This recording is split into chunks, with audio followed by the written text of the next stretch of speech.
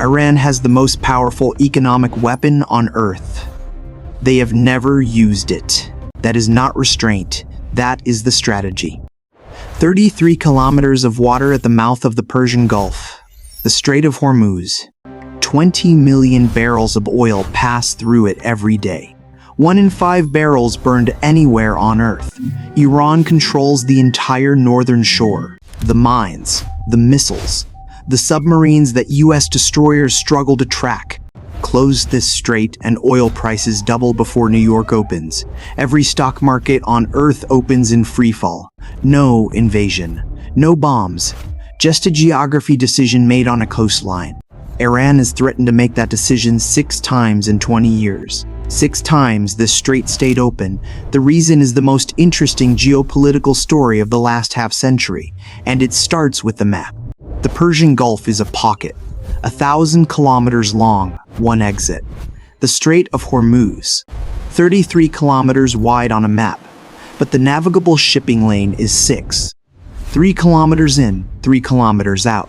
The entire global oil trade squeezed through a gap narrower than most cities. Saudi Arabia, Kuwait, Iraq, UAE, Qatar, all of it funneling into those 6 kilometers. With no alternative route, no bypass that handles the full volume, no other door out of the room.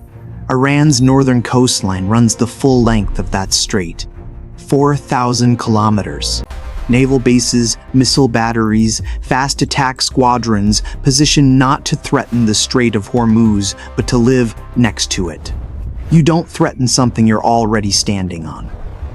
January 2012. The USS Enterprise, nuclear aircraft carrier, 100,000 tons, the most powerful warship ever built, was transiting the strait while Iran threatened closure over new sanctions. 12 Iranian fast attack boats moved to intercept. Nothing fired. The carrier group continued through, officially a non-event. The commanding officer described it as the most tense transit of his career. A man who has sailed through some of the most contested waters in the world. And moving through 6 kilometers while small Iranian boats demonstrated how easily they could swarm the corridor was the most stressed he had ever been at sea. That tension is not an accident. That tension is Iran's foreign policy. The capability behind that tension is 4 weapons. Anyone disrupts the strait, all 4 together close it. Mines. Between 2,000 and 5,000 stockpiled. A credible minefield can be laid in hours by small boats at night. The mines don't need to sink a ship, they only need to be confirmed. The moment Lloyd's of London acknowledges active mines in the corridor, every shipping company pulls its vessels. The lane closes before Iran fires a single weapon. The market does the closing. Anti-ship missiles. The Kalish-Fars, the world's first ballistic missile engineered specifically to kill moving ships, 300-kilometer range. Mach 3. A fully loaded supertanker at 15 knots through 6 kilometers of water is the easiest shot that missile will ever take. Fast attack boats, hundreds of Revolutionary Guard craft operating at high speed in shallow, confined water. US Navy simulations are clear. In 6 kilometers of water, they don't need to win. They need to create chaos. Chaos closes shipping. Same result. Submarines. 3 Russian-built Kilo-class boats. Among the quietest conventional submarines ever made. 1 confirmed submarine in the shipping lane grounds all commercial traffic. You cannot insure a cargo vessel in a known submarine zone. Mines on the surface. Missiles from the shore. Fast boats on the water. A submarine below it. The strait doesn't slow down, it stops. Hour 1. Every tanker in the strait stops. Lloyd's suspends war risk coverage for the Persian Gulf. No insurance means no commercial movement. The strait goes quiet before Iran fires a weapon. This is not hypothetical. In July 2019, Iran seized the British tanker Stena Impero in the strait.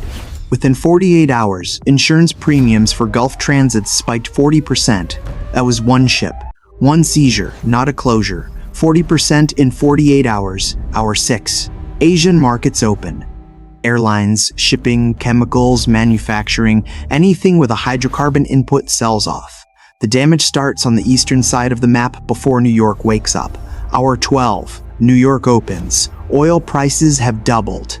Every product manufactured, packaged, transported, or refrigerated just became more expensive to make. That cost started 12 hours ago. Week 2. Japan's factories begin rationing power. 90% of Japan's oil is imported, 80% through this strait. Strategic reserves last 140 days, then industrial output drops 30%. India reaches crisis faster. The US faces an inflation shock delivered to every sector at once. The IMF model is consistent. A closure under 2 weeks contracts global GDP by 2 to 3%. 6 months pushes most developed economies into recession. Every country in that model had nothing to do with the decision Iran made. The cascade doesn't wait for diplomacy. Neither does the geography that created it.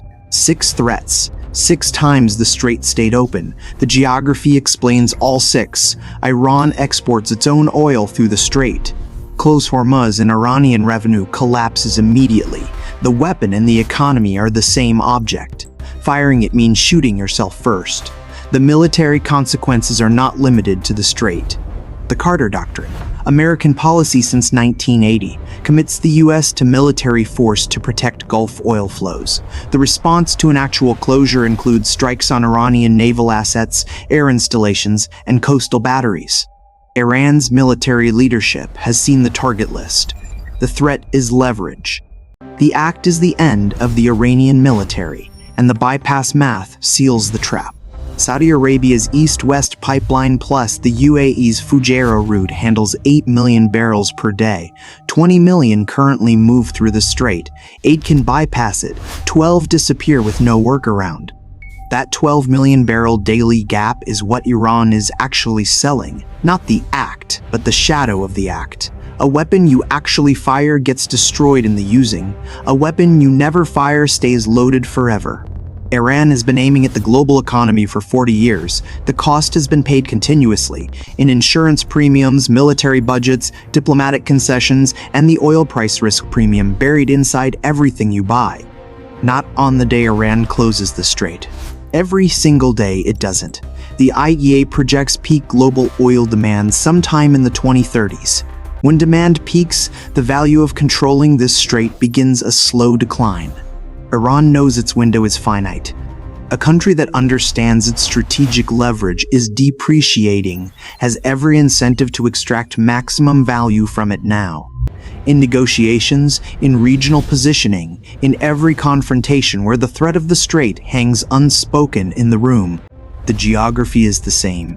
The clock on how long it matters is not. 50 years of American military presence in the Middle East, trillions spent, wars fought, all of it maintaining one equation, that the cost of closing 33 kilometers stays higher than the benefit.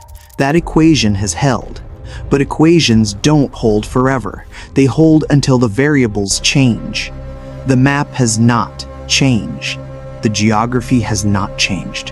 What is changing is whether the world still needs what flows through it badly enough to keep paying the price of not closing it.